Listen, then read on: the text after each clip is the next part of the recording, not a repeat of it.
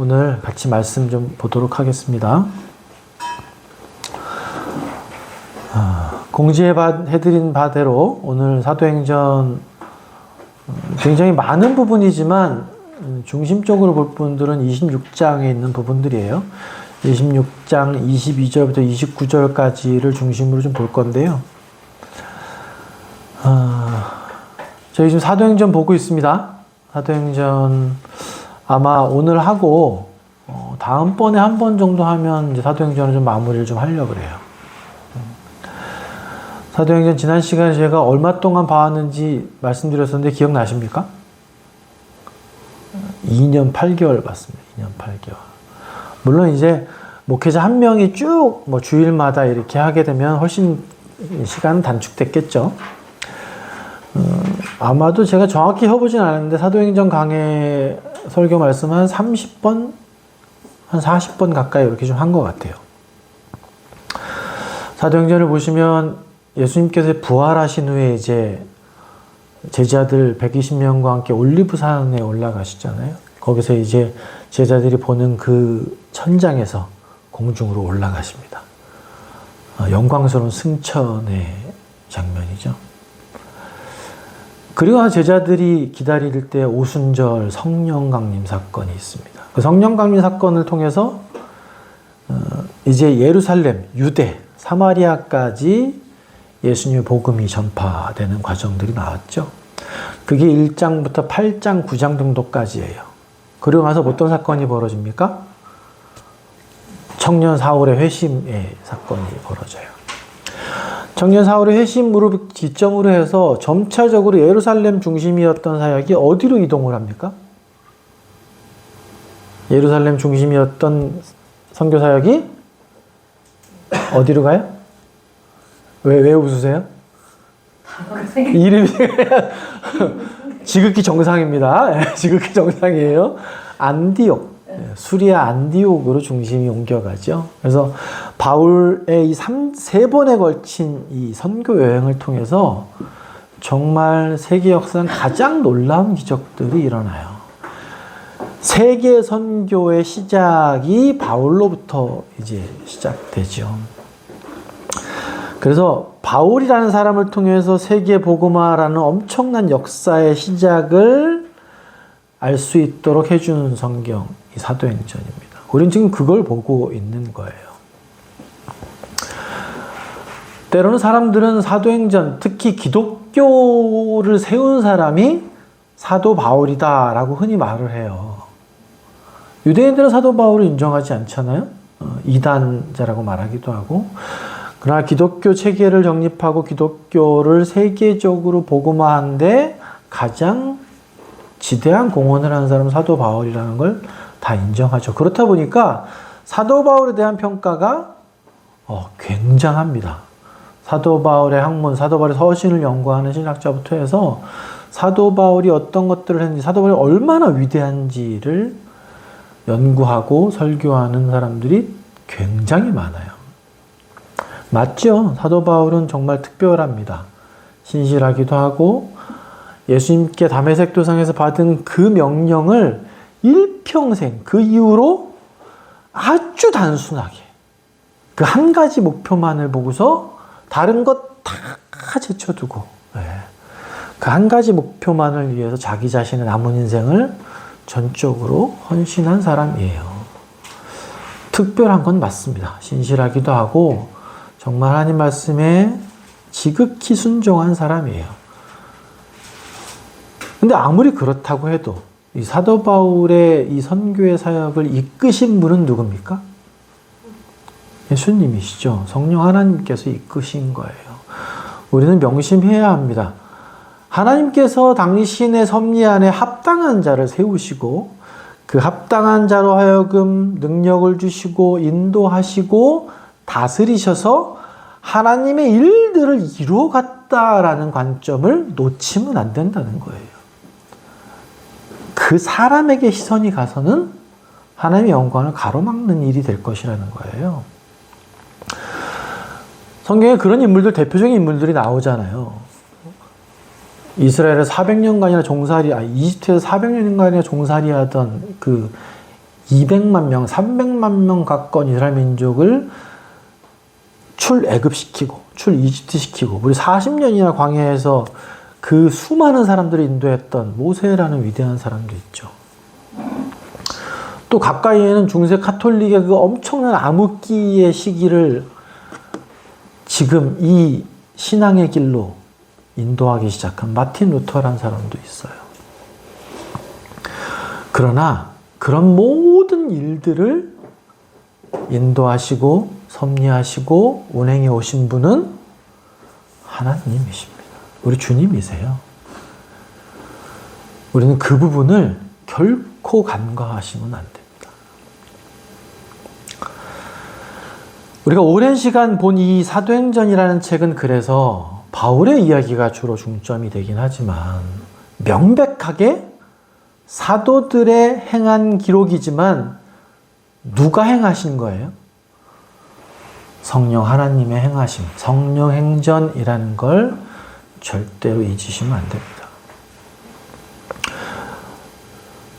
참 오랜 동안 본 것 같아요. 사도행전 말씀을. 기간으로 2년 8개월이면 참 오랜 시간입니다. 근데 이 사도 바울과 사도들을 통해서 역사하셨던 그 동일한 성령님께서는 왜 소막교회 지체들에게 2년이 넘는 오랜 시간 동안 사도행전 말씀들을 보게 하셨을까? 왜 보게 하셨다고 생각하십니까? 사도행전의 주제는 뭐죠? 땅끝까지 이르러 내 증인이 되라. 이걸 우리에게 보게 하시기 위해서 오랜 시간 사도행전을 보게 하신 거예요. 우리가 교회에서 말씀을 배우고 묵상하고 깨닫는 것들을 마음속에 담는 이유는 뭡니까? 그 말씀에 순종하기 위함이죠. 여러분, 순종이라는 건 깨닫는 것이 아닙니다. 순종은 뭐예요? 행함입니다. 행함. 우리의 행함을 위해서 주신 말씀이라는 것을 또한 우리는 잊지 말아야 될 것 같아요. 뒷부분에 다시 말씀드리겠지만 주님께서 이 소막교회에게 이 시점에 왜 사도행전을 이렇게 오랫동안 보게 하셨는가? 우리는 좀 깊게 생각해 봐야 될 주제예요. 지난 시간에 우리 사도행전의 3차 선교여행의 귀향길을 봤지 않습니까? 이제 예루살렘으로 돌아가는 길을 봤어요.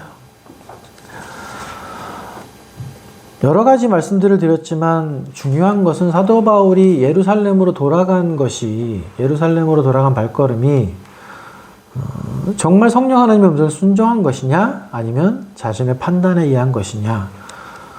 여러분, 그게 중요한가요? 지난 시간에 말씀드렸어요. 중요하지 않습니다. 그거. 여러분, 신학자들 책이나 강해서들을 보면 이것과 관련된 싸움 논쟁들도 만만치가 않아요. 근데 저는 그걸 이렇게 보면서 정말 안타깝다라는 생각을 많이 해요. 그게 왜 이렇게 중요하지? 그거 가지고서 자기가 주장하는 게 맞으면 뭐 엄청난 발견을 한 것인가요? 성경 말씀을 보다 보면 자신이 주장하는 것을 그 말씀을 끌어와서 인정받게 하려고 하는 시도들을 굉장히 많이 합니다. 그러나 결코 그것은 중요한 주제라고 볼 수 없습니다. 지난 시간에 말씀드렸던 건 뭔가요? 내 믿음의 수준에서, 내가 지금 처한 환경이나 여건 속에서 정말 하나님께 확신을 갖고 결정한 일이라면 어떻게 해라? 담대하게 행하시면 된다는 거예요. 그러면 주님께서 어떻게 하신다고요? 우리 수준이 아니라 우리 결정과 무관하게 모든 것의 이해를 넘어서시는 하나님의 권능이 하나님께 합당하도록 인도하실 거라는 걸 믿는 거예요. 그러니까 우리는 어때요? 그 결과에 대해서 자유롭다면 내가 정말 내 욕심이 아니라 내 믿음과 내 수준과 내 환경과 내 기도 중에 맞다라고 결정한 것이라면 그 결과와 무관하게 담대하게 행하시면 된다는 거예요. 결과는 누가 책임지신다? 하나님께서 인도해 가시는 거예요. 뭐에 합당하게? 하나님의 의에 합당하게, 하나님의 최종 선에 맞게끔 인도하실 거예요. 그렇다면 얼마나 담대하게 행할 수 있는 근거가 되겠습니까? 바울은 그걸 믿었다. 그걸 믿고 행했다. 이렇게 이해해야 한다는 걸 말씀드렸어요. 오늘 본문이 좀 굉장히 길었었죠? 다 읽어보셨습니까? 다 읽어보셨어요? 몇 장부터 몇 장까지 읽으셨습니까? 22장부터 26장까지예요. 아마 많이 본문 읽으신 부분은 오늘 그걸 다 하면 뭐 한 대여섯 시간 해야 되니까 그렇게 못하고 그 앞에 있는, 여기 보시면 앞에 한번 보십시오. 바울이 예루살렘으로 가서 붙들린 이후에 오늘 보시려는 26장의 마지막 장 부분까지 총 5번의 변론의 장면이 나와요. 제가 올려드렸던 것처럼. 첫 번째는 유대인들에게 붙잡혀서 바로 그 앞에서 하는 변론이 있고, 그게 22장에 나오죠. 두 번째는 그 다음날 바로 사내들인 공회 앞에서 아나니아 대제사장 앞에서 바울이 변론한 것이 23장에 나옵니다. 그리고 나서 바울을 가이사랴에 있는 총독의 관저로 보내요. 벨리스 총독 앞으로 보냅니다. 그게 23장에 한 번 더 나옵니다. 변론하는 장면이. 그리고 나서 24장에 그 다음 총독인 베스토 총독 앞에서 25장에 베스토 총독 앞에서 네 번째 변론 장면이 나오고, 그리고 오늘 주로 보려고 하는 5번째 변론 장면이 베스토 총독 재판정에서 아그리빠 왕 앞에서 하는 장면입니다. 바울의 그 첫 번째 변론 장면을 보면 이제 예루살렘으로 들어갔던 바울이 아시아에 있던 유대인들이 성전을 와서 그 성전에 있던 바울을 발견하게 되죠. 보신 거 맞습니까? 21장 후반부 22장 초반에 보면 나와요. 바울이 붙들립니다. 근데 이 바울을 붙들은 유대민족의 폭력성이 대단했나 봐요. 그 21장 35절에 보면 이 로마의 병사들이 출동해서 바울을 그 폭력적인 유대인들로부터 분리하는 장면이 나오거든요. 그때 바울을 드러냅니다.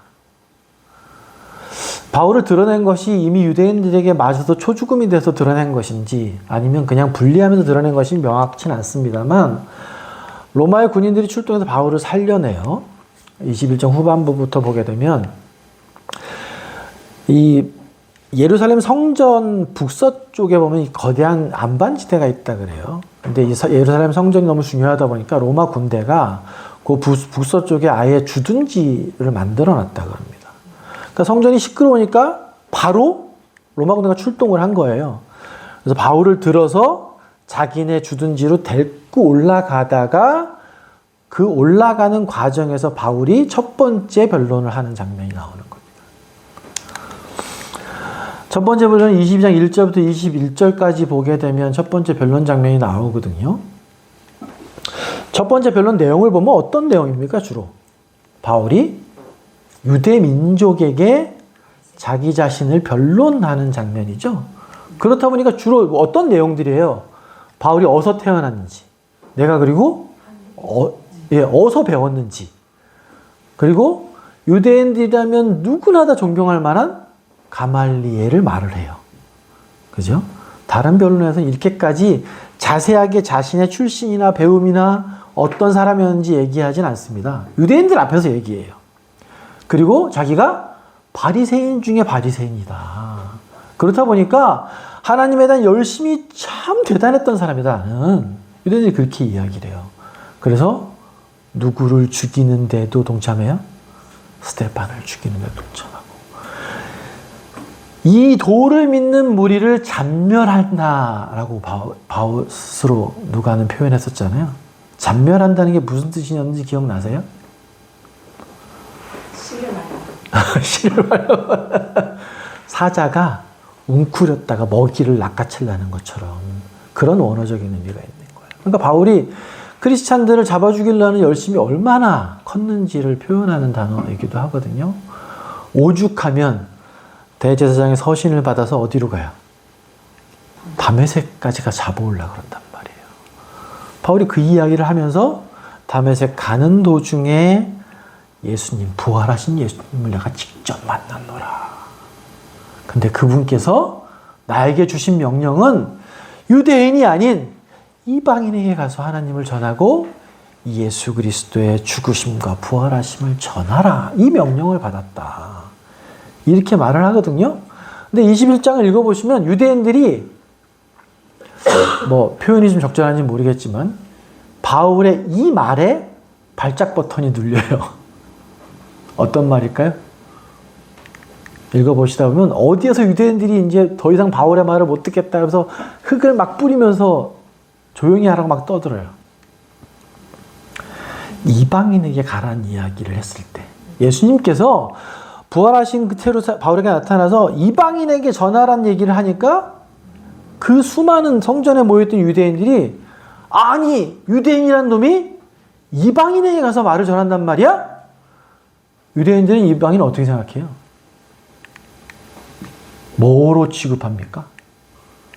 개 취급을 한단 말이에요. 그러니까 이 유대민족들의 선민사상은 참 대단한 거예요. 지금도 마찬가지죠. 지금도 이스라엘이 저렇게 할 수 있는 건 그들의 특출나고 유별난 선민의식 때문이기도 해요. 그러니까 바울의 말을 잠잠히 듣고 있던 이스라엘 유대민족들이 예수님의 이야기를 하면서 유대민족이 아닌 이방인에게 가라는 얘기를 하셨다니까 그때 이렇게 확 뒤집어지는 장면이 첫 번째 변론 장면에 나옵니다. 두 번째 변론은 어떤 장면이냐면 바로 그 다음 날 이 로마 병정에 의해서 이동되던 바울이 그 다음 날 뭐가 열려요? 산헤드린 공회가 열립니다. 그래서 대제사장 앞에 불려가서 변론하는 장면이에요. 여러분 근데 그 23장 앞부분에 바울의 변론 장면을 보면서 좀 이상한 장면 없었어요? 나중에 오후 시간에 여러분 보시다가 좀 궁금하시거나 묵상되신 것들은 같이 나누실 건데 바울이 대제사장을 못 알아보죠. 그죠? 근데 대제사장이라면 옷을 또 대제사장만 입는 옷이 있어요. 근데 바울이 그걸 못 알아봤다는 것도 좀 이상하긴 합니다만 여러 가지 이유들이 있어요. 오후 시간에 시간이 되면 잠깐 좀 나누셨으면 좋겠지만 바울은 여기에서도 자기 자신에 대한 변론을 하지만 뭘 이야기를 해요? 네, 자기가 신분이 그렇다는 걸 또 이야기하지만 바울의 말에는 항상 뭐가 있어요? 예수님을 만난 것과 그분의 죽으심과 그분의 부활에 대한 이야기들을 계속해서 하는 걸 볼 수 있습니다. 여러분 누가는 이 두 번째 변론 장면을 굉장히 간략하게 기록을 해요. 그렇죠? 딴 거보다. 근데 아마 이 당시에 이 바울이 예루살렘에서 붙들린 이 사건으로 인한 유대 사회의 긴장감은 아마 대단했던 것 같아요. 많은 신학자들은 이 바울의 예루살렘 입성을 뭐에 비유하냐면 예수님이 잡히시기 전에 마지막 예루살렘 입성과 비교해서 설명을 많이 합니다. 그만큼 대단한 의미를 주고서 설명을 하거든요. 예수님의 예루살렘 입성과 바울의 행적과 관련돼서 또 굉장히 많은 이야기들이 있어요. 근데 그 부분을 뭐 볼 수는 없고요. 이 두 번째 변론에서는 그 산헤드린 공회에 누가 있었습니까? 많은 무리의 바리새인들과 사두개인들이 있었어요. 사두개인들은 뭐를 안 믿어요? 부활을 안 믿어요. 바리새인들은 부활을 믿거든요. 그러니까 바울이 그 상황을 보고서 지혜롭게 말을 합니다. 그러니까 우리가 다른 사람 앞에서 복음을 전하거나 나의 신앙의 길을 이야기하거나 할 때 대상과 상황에 맞는 이야기들을 하는 건 굉장히 중요해요. 예수님께서 뭐라고 그러셨어요? 너희가 마지막 때에 어디 앞에 섰을 때 말할 걸 염려하지 말라 그러시죠? 왜? 너희에게 너희 입에 합당한 말을 넣어주실 것이다 라고 약속하셨습니다. 바울은 그걸 실행하고 있어요. 근데 그 바울의 두 번째 변론 끝나는 장면에 어떤 말씀이 있습니까? 여러분 23장 11절 앞에 보시고 한번 같이 읽어볼게요. 앞에 보고 읽습니다. 시작. 그날 밤에 주께서 바울 곁에 서서 이르시되 담대하라. 내가 예루살렘에서 나의 일을 증언한 것 같이 로마에서도 증언하여야 하리라 하시니라. 이 사도행전의 저자인 의사 누가는 예수님이 나타나심을 너무 간단하게 기록하죠. 나중에 물론 바울에게 들었을 거예요. 누가는. 근데 붙들린 바울에게 나타나신 예수님의 이야기와 상황과 묘사를 너무 간단하게 해버리고 끝내요. 그러나 아무리 간단하게 표현했다고 해도 이 붙들린 바울에게 나타나신 예수님의 이 기사는 정말 놀랍고 대단한 일 아닙니까? 예수님께서는 붙들린 바울을 또 감옥에 갇혀있는 바울을 격려하시길 소망하셨던 것 같아요. 바울에게 힘을 주시기를 소망하셨던 것 같아요. 바울에게 주신 당신의 사명을 기억하고 용기를 얻기를 원하셨던 것 같습니다. 잠깐만 말씀드리면 이 바울에게 나타나신 예수님을 보고서 아까 제가 바울이 예루살렘을 들어간 것이 적당했는가에 대해서 여러 가지 이야기들이 있다고 말씀드렸잖아요. 이 본문을 근거로 바울은 하나님 말씀에 정말 100% 순종한 거다라고 주장하시는 분들은 봐라. 그랬으니 예수님께서 나타나서 바울에게 얘기하시는 거 아니냐. 이렇게 주장하시기도 합니다. 물론 그럴 수 있어요. 저도 인정합니다. 그렇게 예수님께서 나타나서 말씀하셨을 거라고 동의합니다. 근데 중요한 건 뭘까요? 아까 말씀드렸던 것처럼 우리가 성경을 볼 때 정말 핵심적인 교리가 아닌 주변의 문제에 해당하는 교리들이 있어요. 그럼 그거를 내가 어떤 것이 맞다고 주장할 때 성경에 있는 본문을 갖다 끌어써서 자신이 주장을 맞다라고 주장하시는 분들이 많거든요. 근데 여러분, 이 본문이 그걸 주장하기 위한 거라고 확실하게 얘기할 수 있을까요? 아니에요. 그렇지 않아요. 이 본문은 뭘 말씀하시고 싶은 거예요? 아까 말씀드린 것처럼 주님께서는 당신이 택하시고 당신의 일을 하는 자녀들을 어떻게 하길 원하신다? 격려하시고 힘주시고 당신이 주신 사명을 계속해서 잊지 않도록 도우시길 원하시는 주님이시라는 거예요. 이 본문에서는 그걸 볼 수 있어야 됩니다. 그게 더 근본이에요. 여러분 잊지 마셔야 될 일이죠.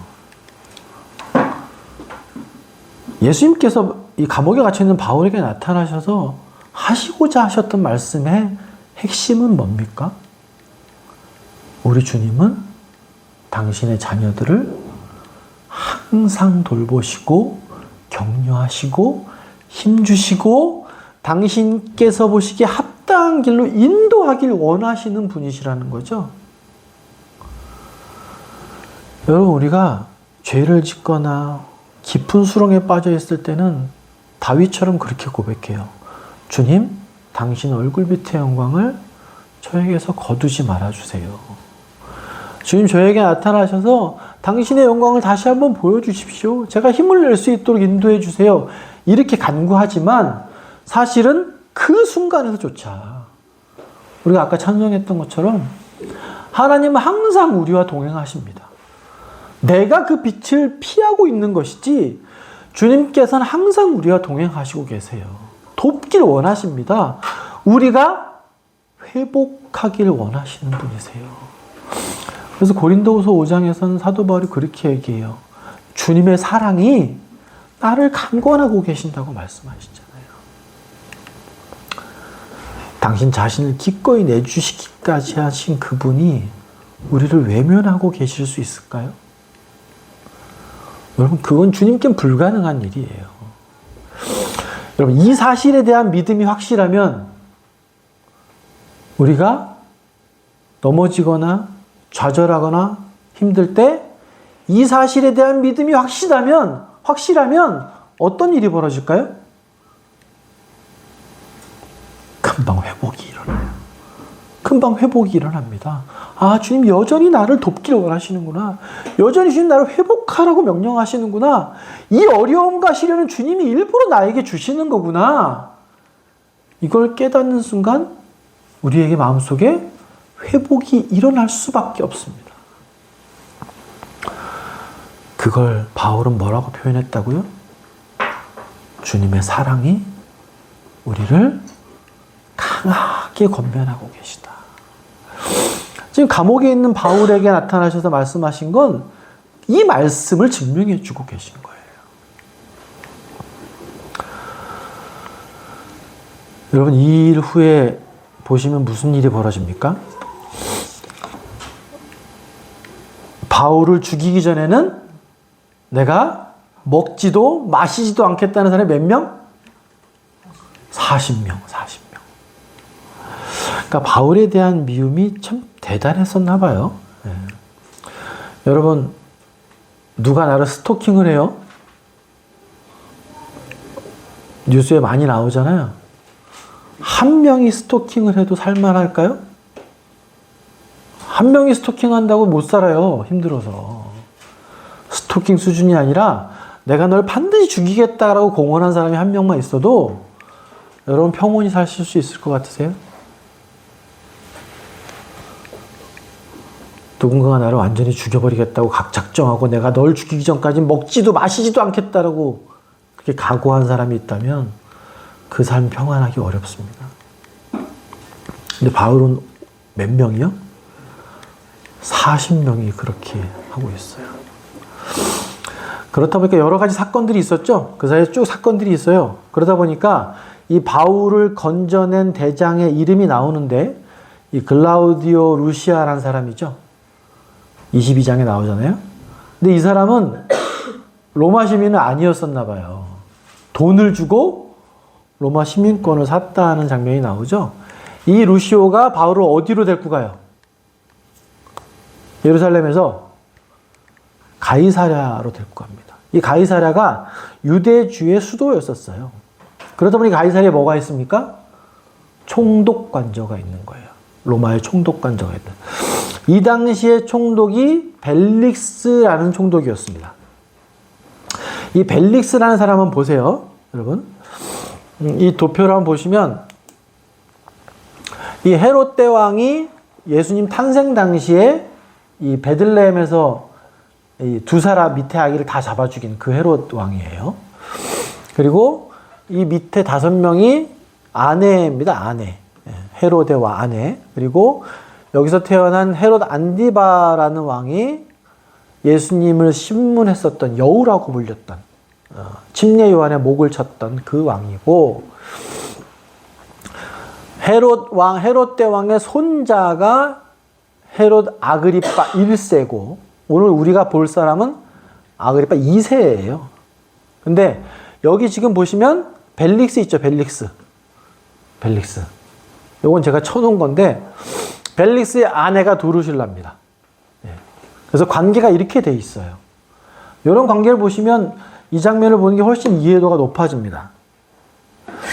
근데 여러분, 이 벨릭스라는 사람은 총독까지 오르기 전에 노예에서 총독까지 오른 사람이라고 전해져요, 역사서에. 그러니까 입지전적으로 굉장히 큰 성공을 이룬 사람이라고 전해지거든요. 그러니까 자신의 성공을 위해서라면 뭐든 하는 사람이었다라고 기록되어 있습니다. 이 로마 제국 입장에서는 예루살렘은 되게 골치 아픈 도시였어요. 왜 그럴까요? 여호와 하나님을 믿다 보니까 총독을 그렇게 신으로 섬기려고 하지 않아요. 그리고 뻑하면 폭동이 막 일어나는 아주 골치 아픈 도시였어요. 그러니까 성전 바로 옆에 이 글라우디오 루시아가 천부장입니다. 그럼 밑에 부하가 몇 명이라는 얘기예요? 1000명 정도 있다니, 백부장이 10명 있던 대단한 군대가 주둔하고 있었던 거예요. 그러니까 이 역사 기록에 의하면 이 벨릭스라는 총독이 이 당시 그 부임 기간쯤에 예루살렘에 하던 폭동이 있었다 그래요. 그 폭동으로 잡힌 사람 400명을 다 죽일 정도로 잔혹했던 사람이라고 전해집니다.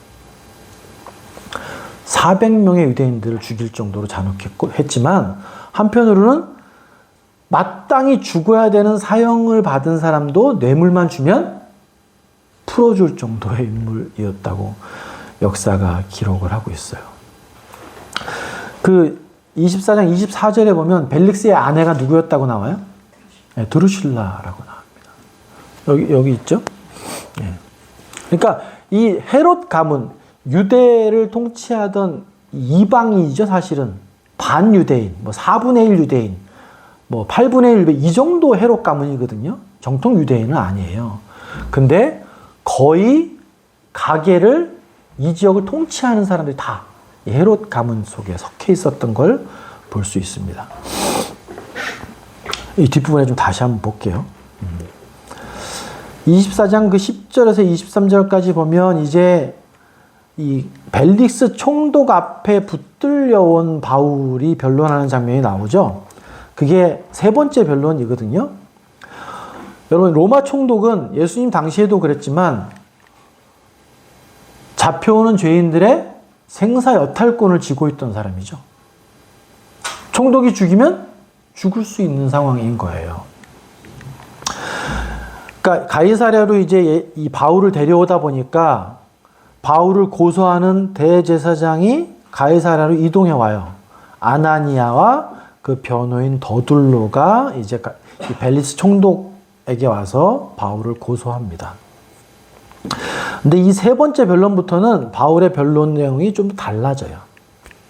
유대인들에게 하는 것과 총독 앞에서 하는 바울의 변론은 내용이 좀 달라집니다. 당연하겠죠? 당연히 그렇게 바뀌어야 되는 게 맞는 거예요.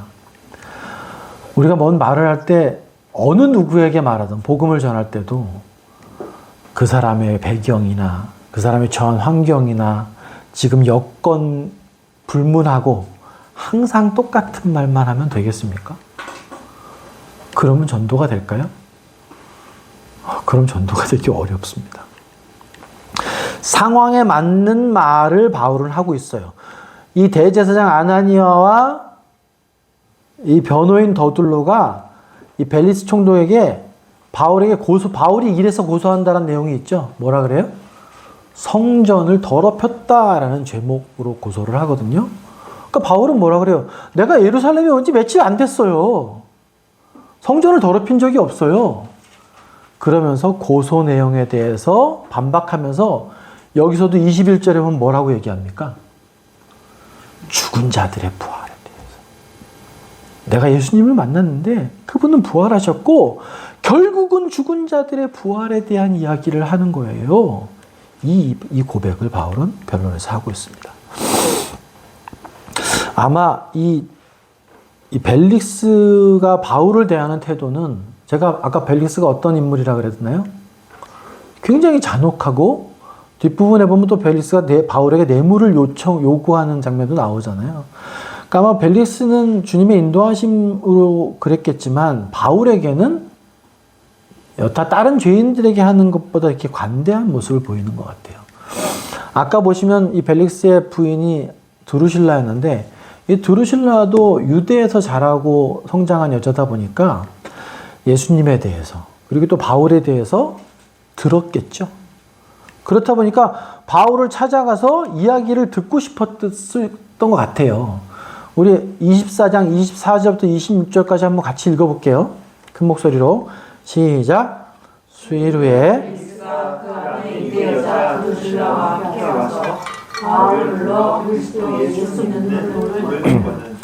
바울이 의와 절제와 장차 오는 심판을 강론하니 지금은 가라. 내가 틈이 있으면 너를 부르리라 하고 동시에 또 바울에게서 돈을 받을까 바라는 고로 더 자주 불러 같이 이야기하더라. 분명한 하나님의 도우심입니다. 바울은 이 벨릭스와 드루실라에게 뭐를 선포했대요? 의와 하나님의 공의와 절제와 다가올 심판과 진노에 대한 것을 이야기했다고 해요. 바울이 벨릭스와 드루실라에게 이렇게 이야기한 이유가 있을 거예요. 벨릭스는 아주 잔인하고 냉혹한 사람입니다. 그렇다 보니까 바울이 벨릭스에게 하나님의 공의로우심에 대해서 이야기하는 거예요. 절제는 뭘까요? 여러분, 드루실라는 벨릭스가 세 번째 남편이었다고 전해져요. 그러니까 아주 문란한 여자였던 것 같아요. 그러니까 바울은 드루실라에게 뭘 전한 거예요? 절제와 하나님 앞에 순종하는 것들을 이야기했겠죠. 그리고 뭘 이야기해요? 하나님의 심판과 진노에 대한 이야기를 안 할 수 없는 겁니다. 그러나 벨릭스는 바울의 이 말을 듣고 어떻게 반응해요? 정말 두려워했지만 그 두려움이 구체적인 행동으로 나타납니까? 그렇지 않아요. 그렇지 않습니다. 우리가 복음을 전할 때 벨릭스 같은 반응을 보이는 사람들 분명히 있습니다. 나중에 뒤에 보면 베스도 같은 반응을 보이는 사람도 있어요. 또 아그리빠 왕 같은 반응을 보이는 사람도 있습니다. 다양한 반응들을 보이겠죠. 그럴 때 우리는 어떻게 대처해야 할 수 있겠습니까? 뒷부분에 좀 볼게요. 여러분, 근데 이 벨릭스가 재판을 하고 변론한 이후로 무려 2년이 지나요.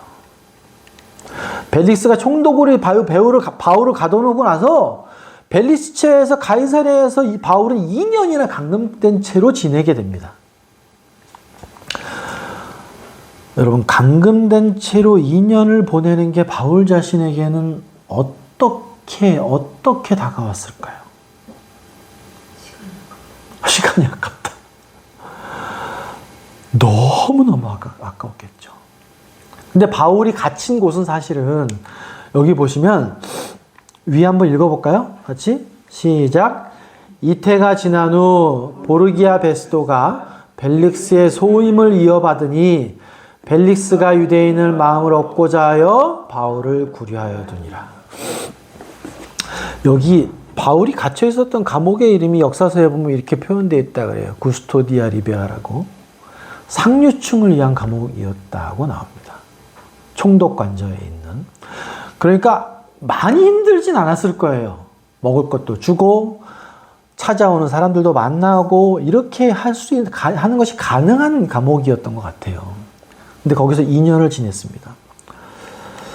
바울이 여태까지 진짜 수고했으니, 여태까지 전체 힘들었으니 하나님께서 이 감옥에 있는데 이렇게 좋은 감옥에서 먹는 거 먹고 만나는 사람 만날 수 있도록 쉴 수 있도록 나에게 이렇게 배려하셨구나.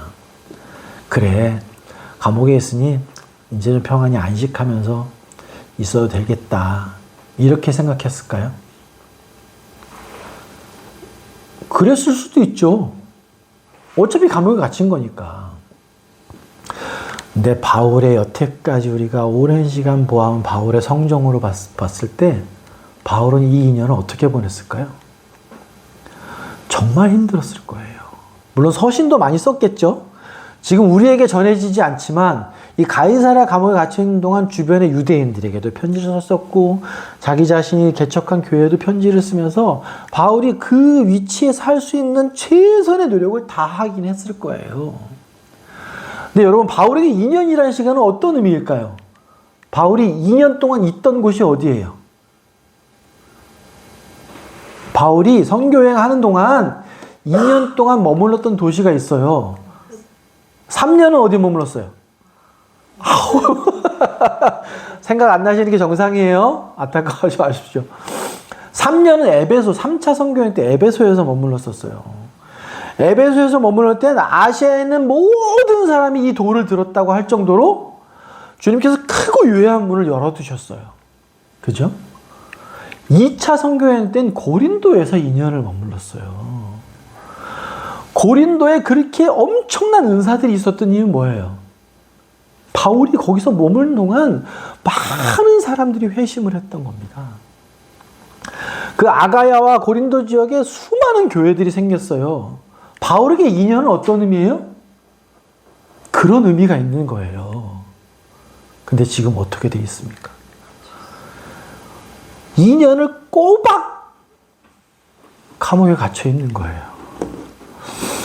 아마 바울의 마음은 이 조급함과 안타까움과 내가 정말 이렇게 있어야 되냐. 지금 내가 이 상황에 주님께서 나에게 주신 사명이 있는데 2년이면 고린도의 사역을 그렇게 크고 유효하게 많은 사람들이 구원받고 그럴 상황인데 2년 동안 그냥 온전히 감옥에만 갇혀서 이 시간들을 보내고 있으니 야, 주님 제가 어떻게 해야 되겠습니까? 안타까움 때문에 아마 몸부림칠 정도의 시간 아니었을까요? 네, 여러분 제가 2년을 이렇게 생각하면서 그런 생각이 드는 거예요. 우리 지금 사도행전 얼마 동안 봤다고요? 2년 8개월 봤어요. 바울이 에베소에 머물 정도의 시간을 사도행전을 봤습니다.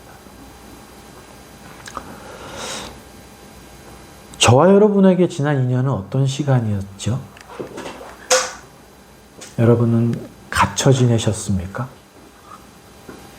복음을 전하지 못할 만큼 엄청나게 어려운 사정 속에 속하셨었어요? 바울에게 2년은 어떤 시간이죠? 바울에게 2년은 어마어마한 일들을 하고도 남을 만한 시간들이에요.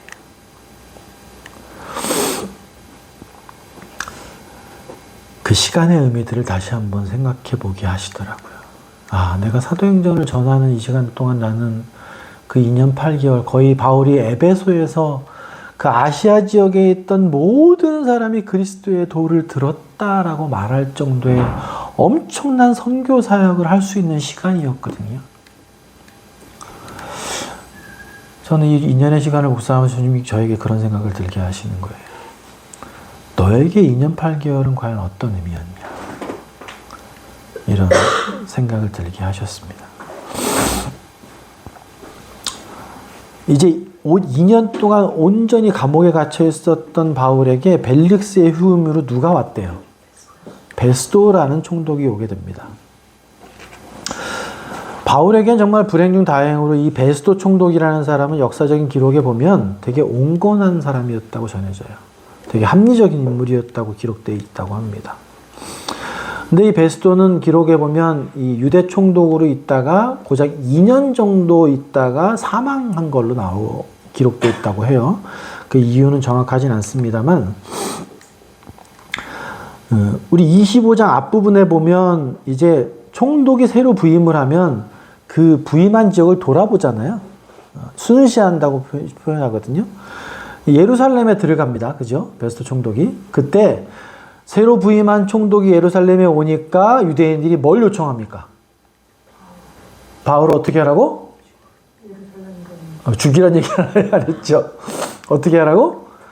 우리가 가이사라까지 가고 그러니까 걔 유대인 아닙니까? 예루살렘으로 좀 보내서 이쪽에서 재판을 받게 좀 해주면 어떻습니까? 이렇게 요청을 해요.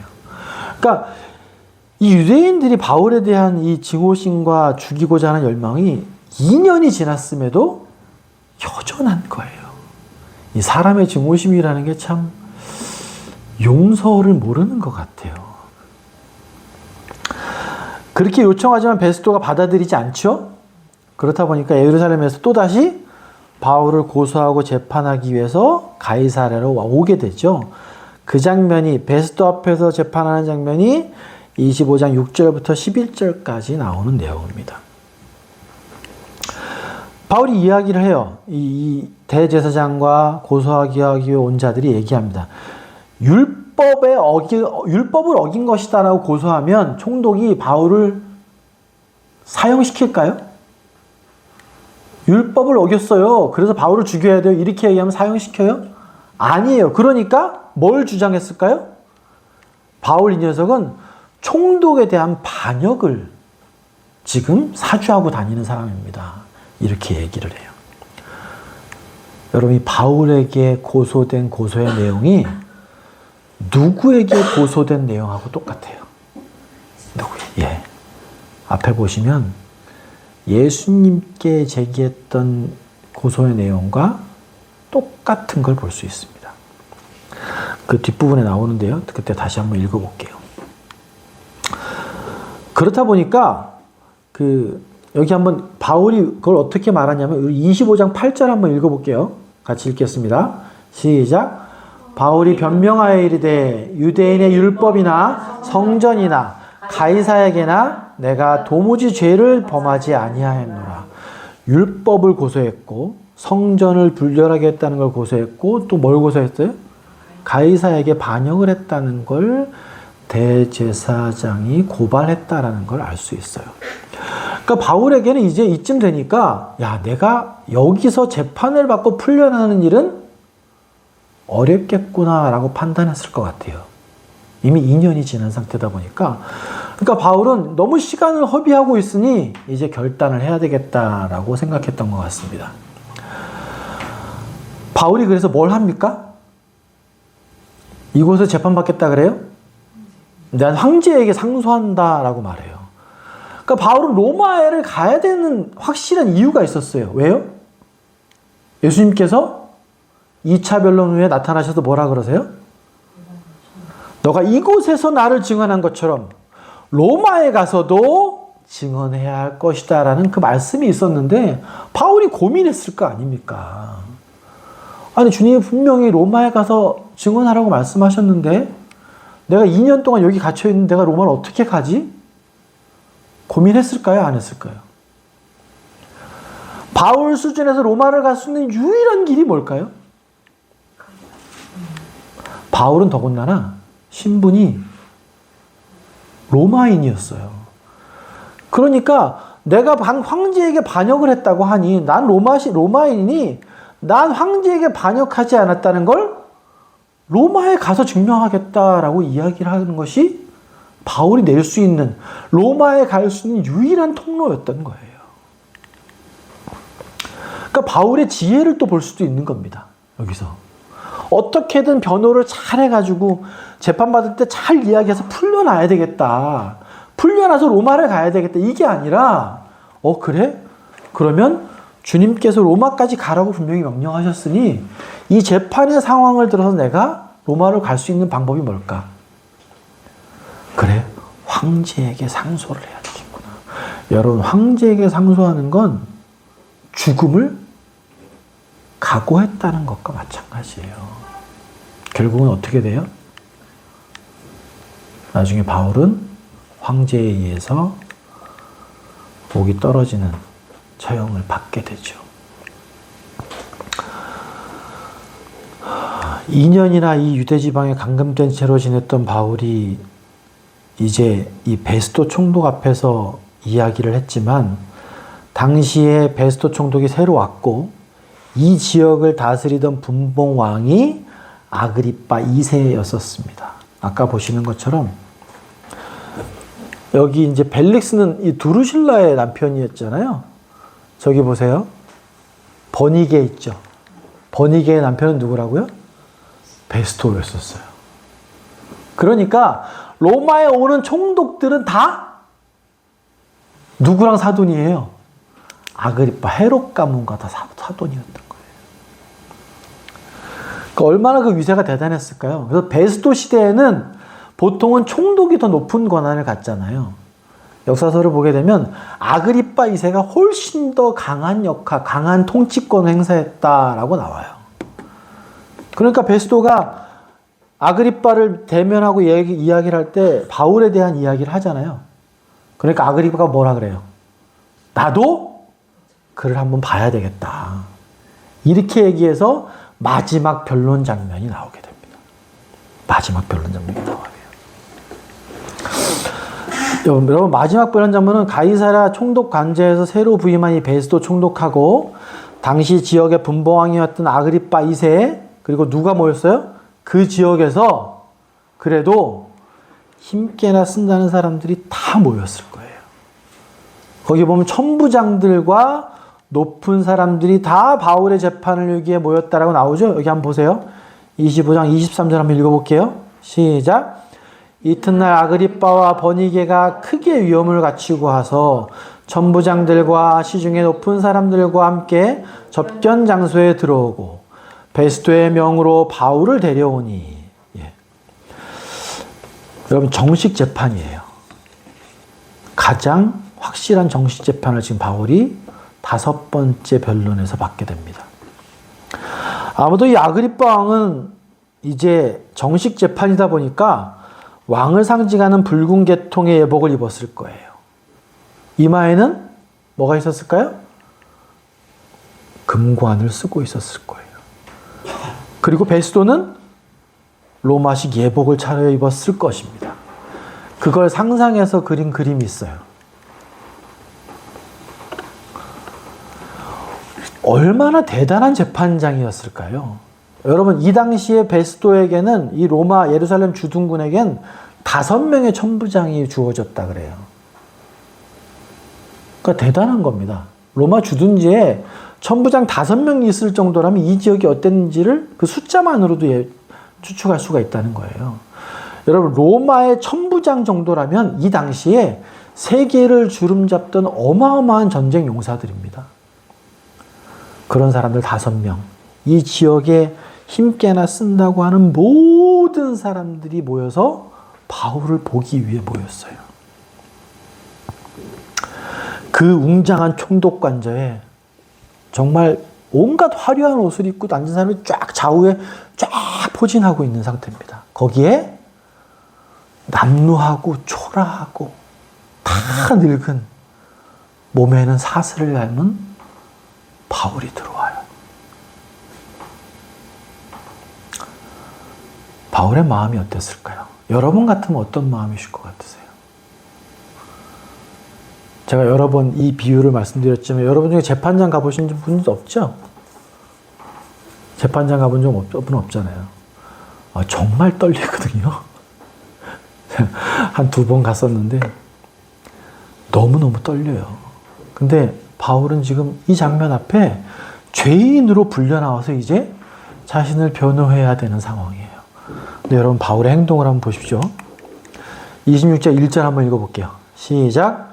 아그리빠가 바울에게 이르되 너를 위하여 말하기를 내게 허락하노라 하니 이에 바울이 손을 들어 말하기 시작합니다. 여러분, 손을 든다는 건 무슨 행위죠?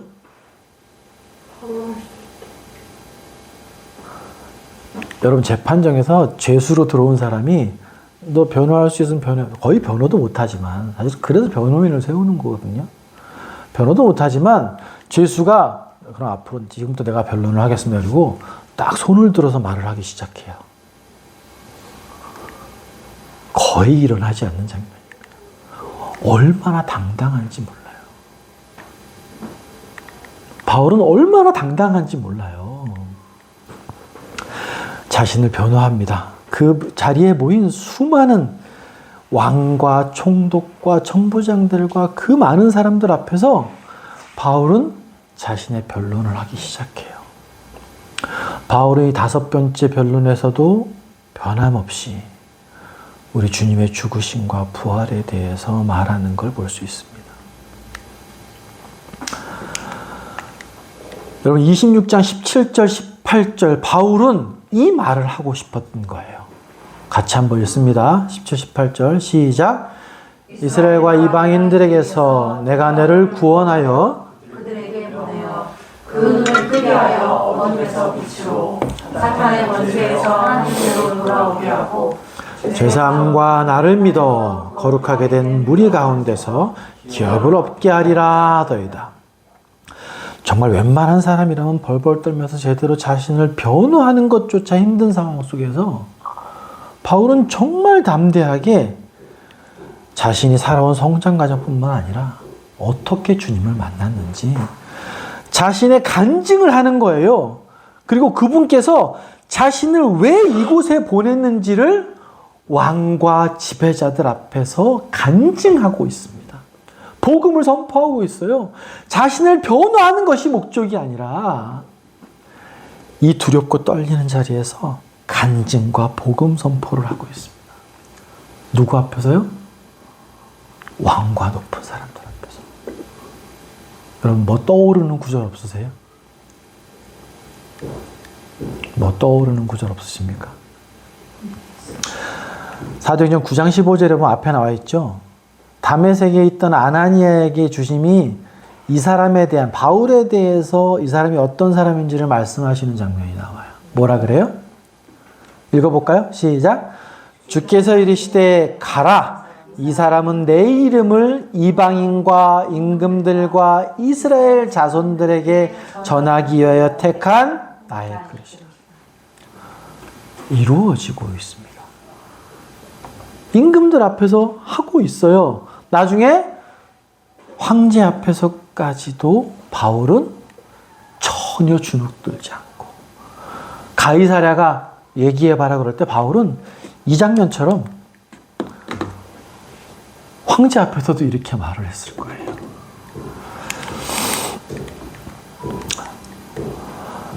아마 바울은 다른 말이 하고 싶었던 것이 아니라 복음을 증거하는 말을 하고 싶었을 겁니다. 바울은 자신을 변호하고 있는 것이 맞아요. 그러나 그 속에서 자신이 믿고 있는 예수님의 복음에 대해서 할 수 있는 한 최대한 자세하게 말하려고 지금 하고 있습니다. 결국은 바울은 지금 하려는 것이 자신을 변호하는 것이 목적이 아니라 어떻게든 이 기회를 사용해서 믿지 않는 총독과 왕과 천부장과 이방인들에게 복음을 증거하는 기회로 삼고 있는 거예요. 여러분, 근데 바울이 꽤 오랜 시간을 말하죠. 26장에 아마 누가는 간략하게 정리를 했을 거지만 이거보다 훨씬 더 많은 이야기를 했을 거예요. 근데 유대인들처럼 바울의 말을 끊나요? 안 끊어요. 그 수많은 사람이 바울이 이야기하는 동안 재판정에 참견인으로 온 것이 아니라 복음 집회를 듣는 사람들로 변해 있어요.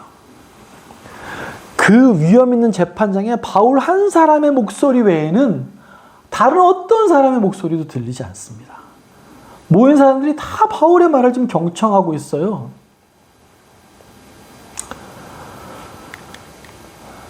여러분, 이 바울의 말을 듣던 이제 총독 베스도가 말을 던지죠? 뭐라 그래요? 앞에 보시고 24절 한번 읽어볼게요. 시작. 바울이 이같이 변명하매 베스도가 크게 소리내어 이르되 바울아 너가 미쳤도다. 너 많은 학문이 너를 미치게 한다. 바울이 정말 모든 사람이 집중할 정도로 복음을 선포하니까 베스도의 반응은 뭐예요?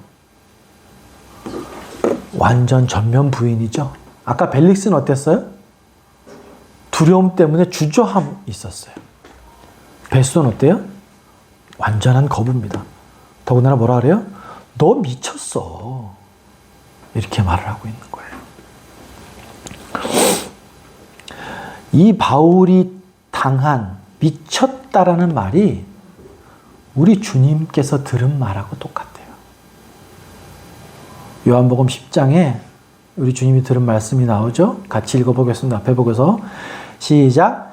이 말씀으로 말미암아 유대인 중에 다시 분쟁이 일어나니 그 중에 많은 사람이 말하되 그가 귀신 들려 미쳤거늘 어찌하여 그 말을 듣느냐. 사랑하는 소막교회 지체 여러분, 여러분 누가 미친 사람입니까? 여러분 본문 양이 많다 보니까 조금 시간이 걸려도 양해를 좀 해주십시오. 1시 정도는 마칠 것 같아요. 여러분 누가 미친 사람이죠? 바울이 미친 사람입니까? 예수님께 맞죠? 네, 예수님께 미친 사람이에요. 세상 사람들은 자기랑 좀 다르면 미친 사람이라고 이야기를 해요. 아니면 뭐가 빠졌네, 풀렸네 이렇게 이야기를 해요. 여러분 예전에 안디옥에서 사도행전 말씀 전할 때 그때가 22년 4월 때거든요. 안디옥에서 어떤 사건이 있었죠? 예수님을 믿는 사람들을 어떻게 불렀어요? 그때서 예수 믿는 무리들을 그리스도인이라 부르기 시작하더라. 이 얘기 나오죠.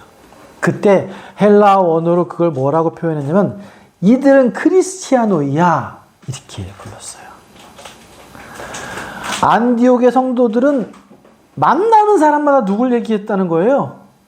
그리스도를 얘기했다는 거예요. 그들 입에서 얼마나 그리스도에 대한 이야기가 많이 나오면 안디옥에 있는 믿지 않는 사람들이 저놈들은 크리스티아노이야. 크리스티아노이란 말이 좋은 말은 아니거든요.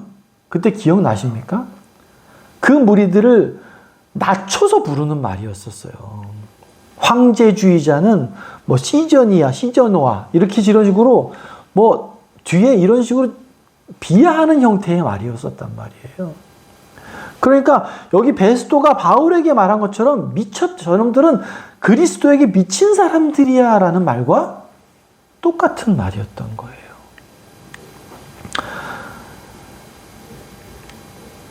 이 사람들은 바울처럼 하루 종일 예수님을 생각하고 만나는 사람마다 그리스도를 얘기하고 그리스도가 어떤 일을 했는지 그리스도가 나에게 어떤 의미인지를 계속해서 말하고 다녔던 사람들입니다. 미친 사람이에요? 미친 사람 맞아요. 여러분 미친 사람 맞아요. 누구한테 미쳤어요? 예수님한테 미쳐있는 사람이에요. 그럼 여러분 세상 사람들은 뭐에 미쳐 살죠? 여러분은 뭐에 미쳐 살고 계십니까 지금? 제가 뭐에 미쳐 있는지 이렇게 보다 보니까 정말 다양한 거에 미쳐 살더군요. 얼마 전에 그 뉴욕 메디슨 스퀘어 가든에서 BTS 누구라 그랬더라? 걔가 무슨 누구야? 비. 걔가 뭐 게릴라 콘서트를 했대요. 몇 시간 만에 수만 명이 모였어요. 몇 시간 만에. 근데 그 영상을 이렇게 보여주는데 저는 다른 말을 할 수 없었어요. 미쳤구나 저것들이. 다른 말이 해당이 안 돼요. 미쳤네. 얼마 전에 EPL 손흥민 축구하는 거 보다 보니까 현장에서 그 이제 축구장에서 이렇게 요즘은 SNS가 너무 많다 보니까 즉석에서 찍어서 이렇게 올려요 유튜브에. 골이 딱 들어가니까 거기 있던 한 4, 5만 명이 어마어마한 함성을 지르며 난리가 나는 거예요. 제가 그거 보면서 미쳤구나. 여러분 EPL 경기는 새벽에 해요. 우리나라에서는. 새벽 4, 5시에 해요. 새벽에 절대로 일어나지 않으면서 축구 보려고 일어나요.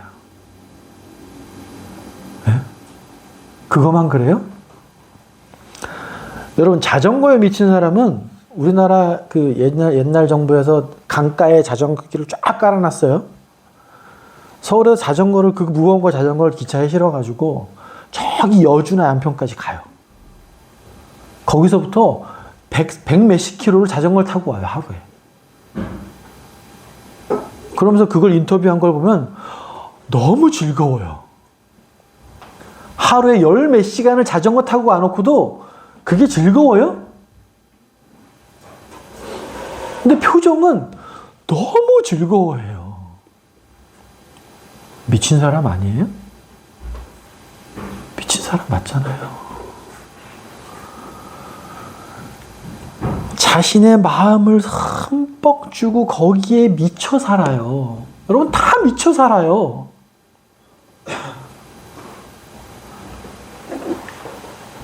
여러분 뭐에 마음을 두고 살고 계십니까?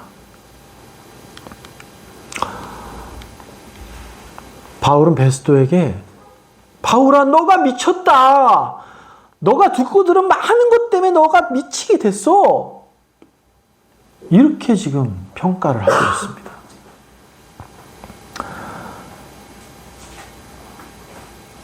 여러분 저는 바울의 이 미쳤다라는 베스도의 평가를 들으면서 사실은 바울이 되게 부러워졌어요.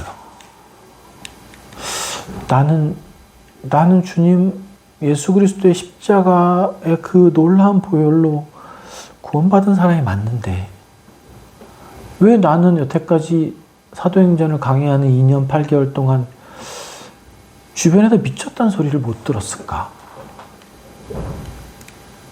그런 생각이 들었습니다.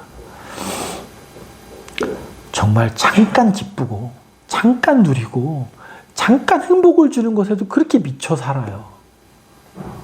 근데 바울이 지금 미쳐 있는 건 뭐예요? 영원한 거잖아요. 참 진리잖아요. 변치 않는 것에 미쳐 있는 거잖아요.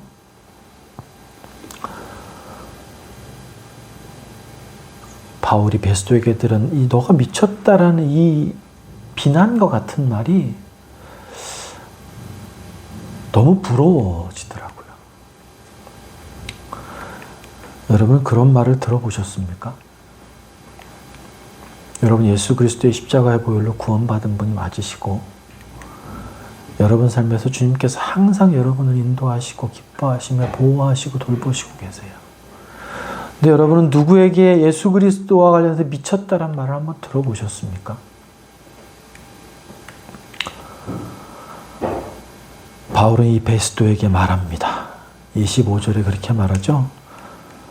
베스도가 가, 내가 미친 게 아닙니다. 나는 지금 참되고 영원하고 온전한 말을 하고 있는 거예요.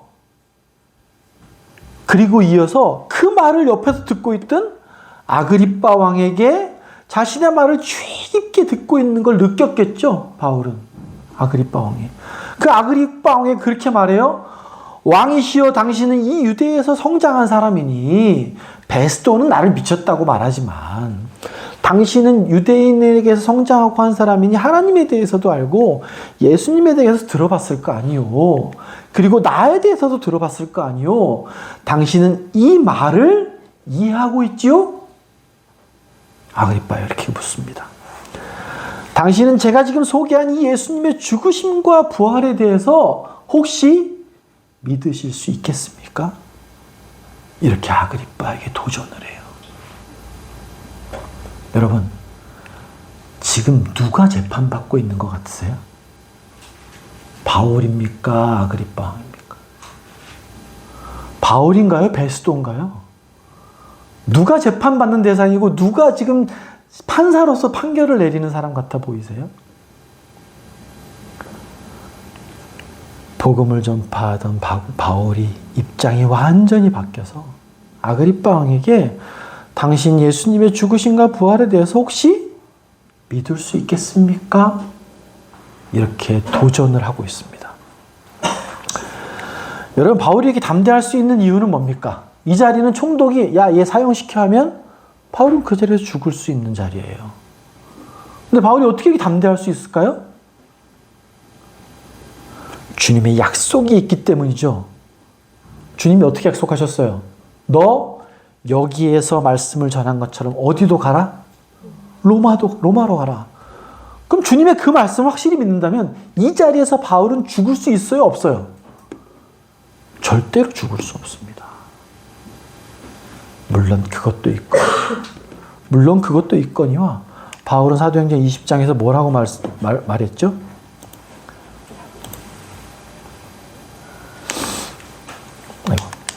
여기 한번 읽어볼까요? 사도행전 20장 24절 같이 읽습니다. 시작. 내가 달려갈 길과 주 예수께 받은 사명 곧 하나님의 은혜의 복음을 증언하는 일을 마치려 하면은 나의 생명조차 조금도 귀한 것으로 여기지 아니하노라. 바울은 이 고백이 있기 때문에 총독 앞에서도 담대할 수 있는 것입니다.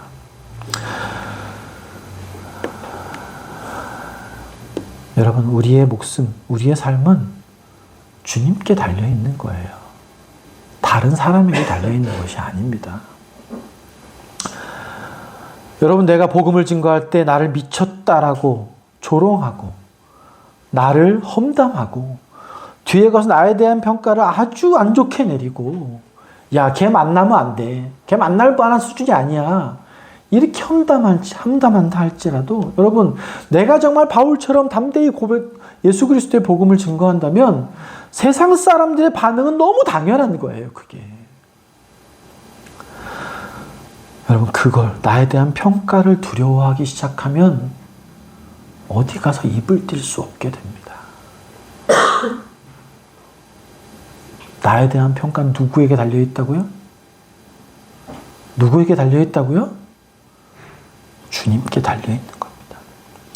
그렇지만 아무리 미쳤다라는 소리를 듣겠다고 아무데나 길거리에서 막 소리치고 막 그냥 미친 듯이 그렇게 하라는 얘기인가요? 그 말씀 아니죠?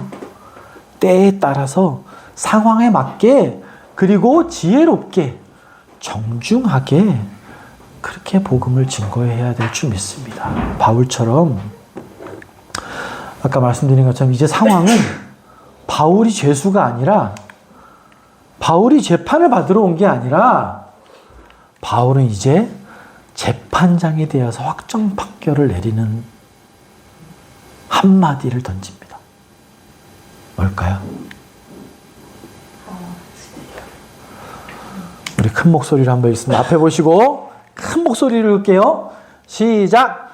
내 말을 듣는 모든 사람도 이렇게 결박된 것 외에는 다 나와 같이 되기를 원하나이다.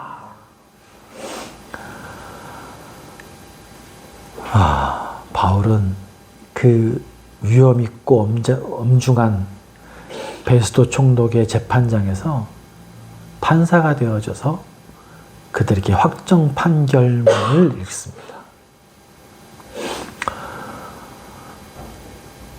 말씀을 마치겠습니다, 여러분.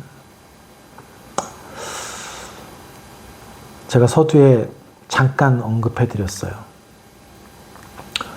우리가 2년 8개월 동안 사도행전을 보게 하신 주님의 이유는 뭘까요?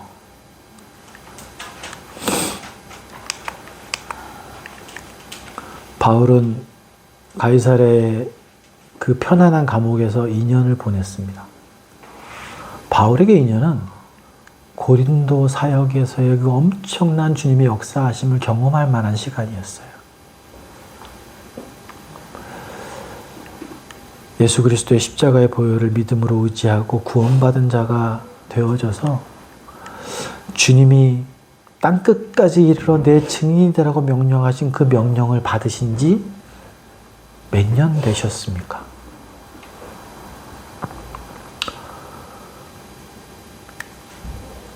주님께서 말씀하세요. 너희는 내 명령을 지켜 순종하면 너에게 있어야 할 모든 것들은 누가 책임져 주시겠다고요? 주님이 책임져 주시겠다고 우리에게 약속하셨어요. 그렇다면 우리가 수요일에 본 것처럼 주님이 그렇게 말씀하시죠. 이것도 주님의 명령이에요. 우리에게 주신 유일한 명령이죠. 땅끝까지 이르러 내 증인에 대한 삶을 살아라. 주님께서 그렇게 말씀하셨잖아요. 나를 사랑한다면 나의 명령을 지키며 살아라. 내가 이 주님의 명령을 받은 이후로 30년이 됐는데 20년이 됐는데 난 그 명령을 별로 잘 지키며 살지 못하네. 다른 말로 표현하면 나는 주님을 사랑하지 않고 있다라는 것일 수도 있죠.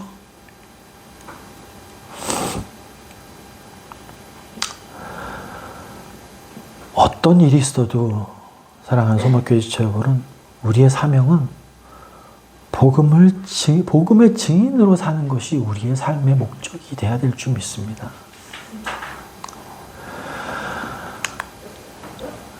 여러분, 우리 살면서 미쳤다라는 소리 좀 듣고 사셔야 되지 않겠어요, 이제?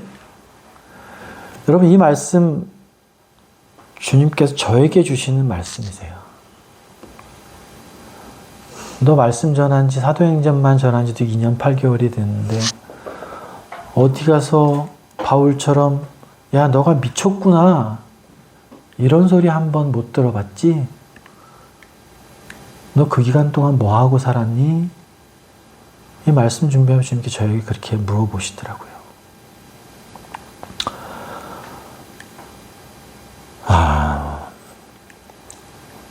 여러분, 주님을 사랑하신 여러분, 예수 그리스도의 십자가의 복음이 여러분의 것이 맞습니까?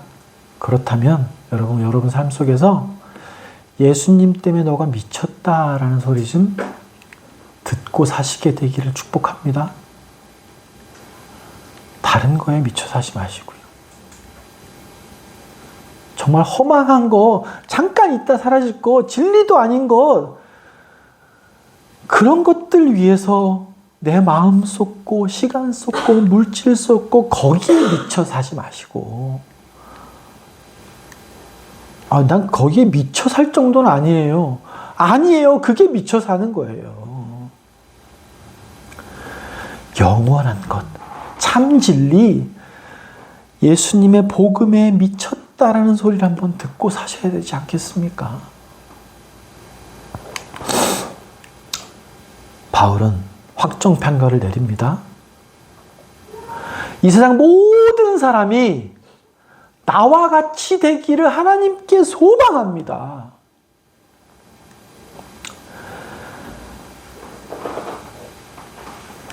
이렇게 바울은 확정 판결을 내리면서 고백을 하고 있습니다.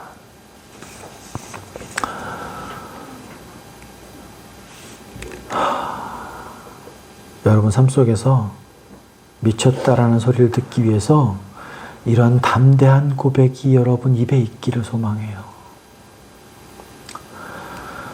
정말 내가 새롭게 태어난 것이 맞다면 주님의 십자가의 죽으심과 부활하심이 이 세상 어떤 것보다 월등하고 탁월한 가치가 있다고 인정한다면 우리 입을 떼어야 될 줄 믿습니다. 여러분 마지막 본문 한번 읽고 끝낼게요. 여러분 앞에 한번 보십시오. 이사야 62장 6절 7절 말씀 한번 읽어볼게요. 시작. 예루살렘이여 내가 너의 성벽 위에 파수꾼을 세우고 그들로 하여금 주야로 계속 잠잠하지 않게 하였느니라. 너희 여호와로 기억하시게 하는 자들아 너희는 쉬지 말며 또 여호와께서 예루살렘을 세워 세상에서 찬송을 받게 하시기까지 그로 쉬지 못하시게 하라. 여러분 우리가 선포하면 우리가 미쳤다는 소리를 들으면 그 다음에 누가 하시는 거예요? 주님이 하시기 때문에 주님이 쉬실 수 없게 해달라는 얘기예요. 소마교회 모든 지체가 사도행전 말씀을 배움으로 인해서 주변에서 야 너가 예수님 때문에 미쳤구나라는 소리를, 그런 말을 들을 때 그래 나 예수님께 미쳤는데 친구 누구야, 여보, 아내, 자녀, 남편에게 그렇게 확정 판결하셔야 되지 않겠어요? 여보, 당신, 친구야, 동생아, 아버님, 어머님, 여러분도 다 저와 같이 예수님께 미치시기를 제가 간절히 바랍니다. 그렇게 상대방에게 확정 판결을 내리실 수 있기를 소망해요. 여러분 이 도전이 그냥 여러분 머릿속에 그치고 마시기를 간절히 소망합니다. 주님 앞에 그렇게 기도해서 주님 제가 이 말씀을 준비하고 소막교회 성도들에게 이 말씀을 선포하면서 제 자신이 삶 속에서 주변 사람들에게 그런 소리를 듣게 되기를 소망합니다. 이런 기도를 드리지 않을 수 없었습니다.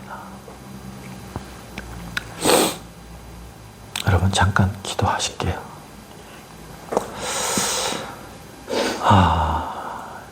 이 시간 여러분 본문이 좀 길었습니다만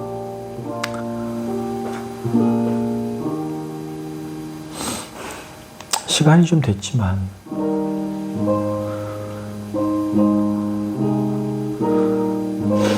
바울은 가이사랴 통독 감옥에서 2년을 갇혀 있는 동안 주님의 말씀을 전하기 위해서 주님의 말씀을 복음을 증거하기 위한 열정 때문에 너무너무 힘들었을 거예요.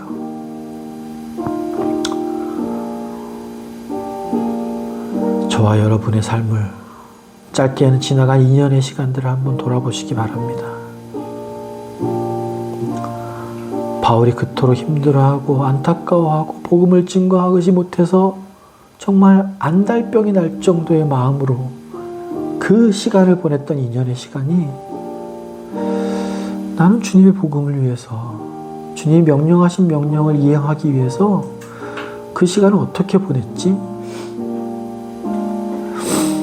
주님 말씀하십니다. 너희가 나를 사랑하면 내가 너희에게 명령한 것들을 지킬 것이다.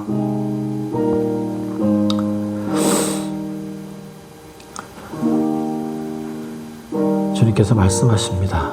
너에게 사도행전을 그렇게 오랫동안 보게 하신 이유는 너희 그냥 알고 끝이라고 말한 것이 아니다.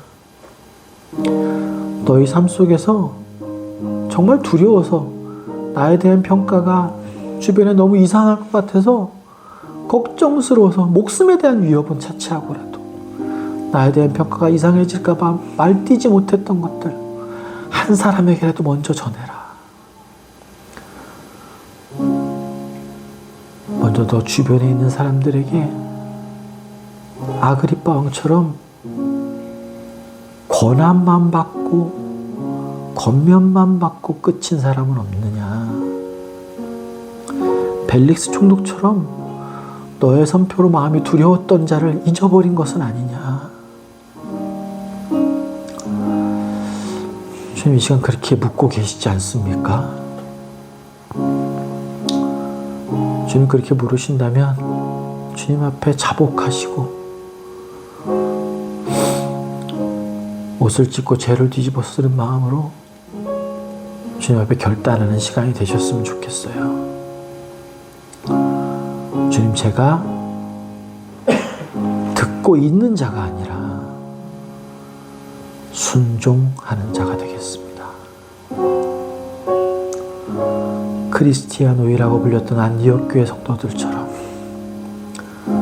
미쳤다라는 소리 들은 바울처럼 주님, 제가 어떻게 하든 제 입에서 그리스도, 예수 그리스도의 이름이 떠나지 않길 소망합니다. 그런 마음으로 고백을 담아, 결심을 담아 잠깐 기도하는 시간 갖겠습니다.